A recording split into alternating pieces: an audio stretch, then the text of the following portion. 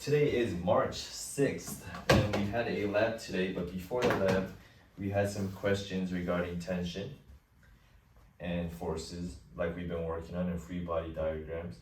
And so essentially the question was set up to where it had three strings.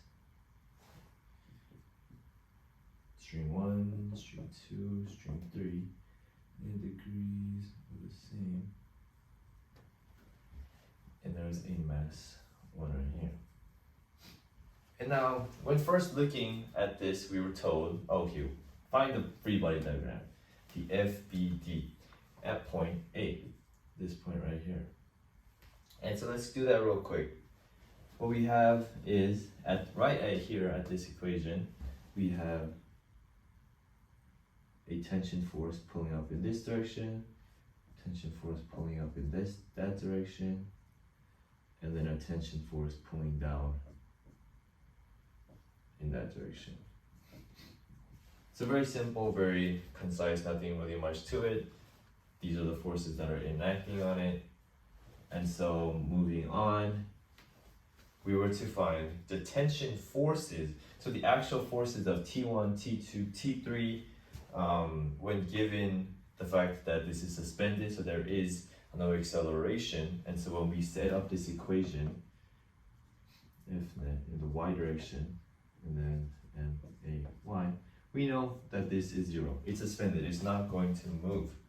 And so when we set up this equation, we can first set it up by having,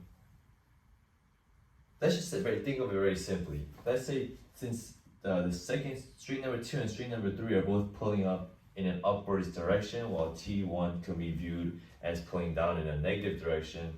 Let's just have it where it's, very simple, T2 in the y direction with the y component, because we know it has a x component and then a y component, likewise for this one. And so given that we have this one, and we also have for string 3, and like I said, since it's pulling down, let's assume that it's a negative.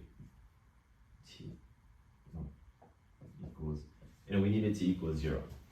And so when we're looking at this equation, when we look at what we have been given, we can assume that T2 and T3, the tension force of both, is the exact same.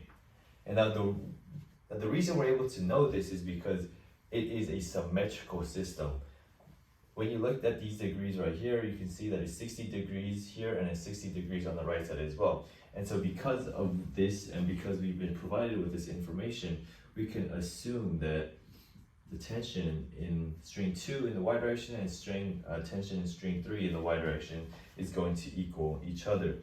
And so now, since we've been given this information, well, here's what we can do.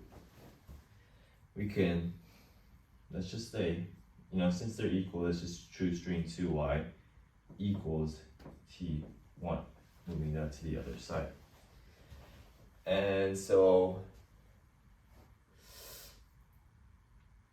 I think we were given the mass. I can't exactly remember, or I didn't write down what the mass was, but tension 1 should equal mg.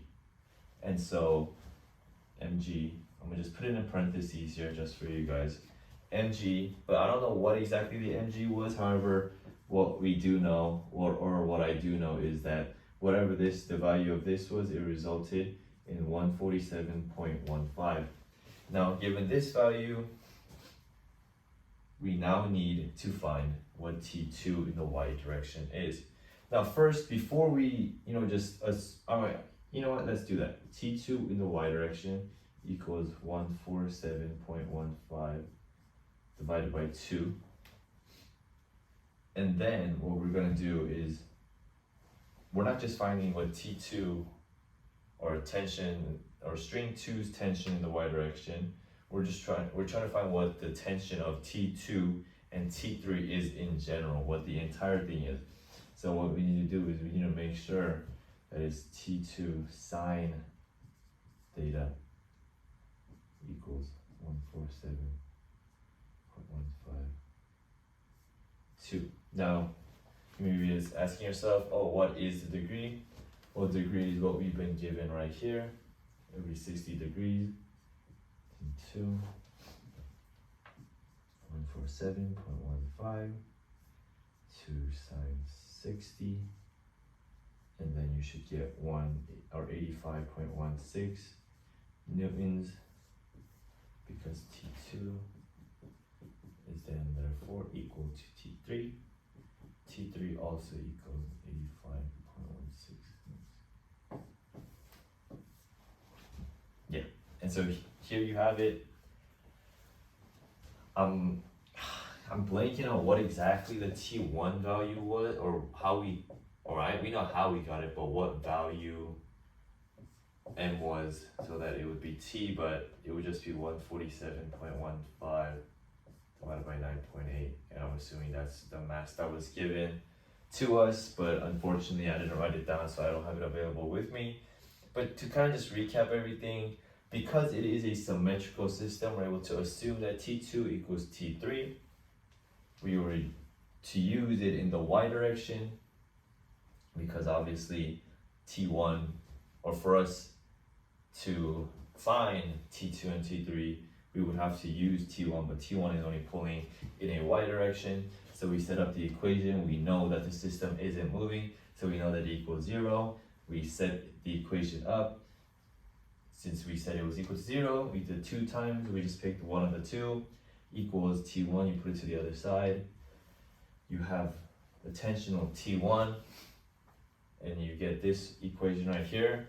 But make sure you guys don't forget that it's not just T2, Y, and O, that's boom, but we actually needed to find the tension of T2 as a whole, and so we have to use sine theta, and then, just like a quick little thing right here, the sine of this 60 degrees would be like right here, or I guess it would be here, and this would be the x direction if we were to use it, but we're not using those as we don't need those values, and so that's what we have, and that's pretty much it.